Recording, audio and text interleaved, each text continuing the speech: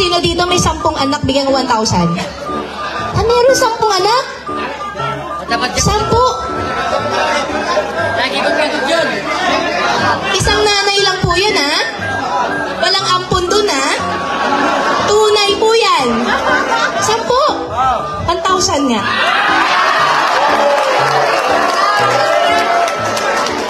Ate, kunin yung McDonald's ko. Sino po dito may palayaw na sibuyas? Lahat po ng may palayaw po na kamatis, punta po kayo dito sa harap. Dapat yung mga may palayaw na kamatis, sasayaw sila. Paminta. So may paminta na tayo.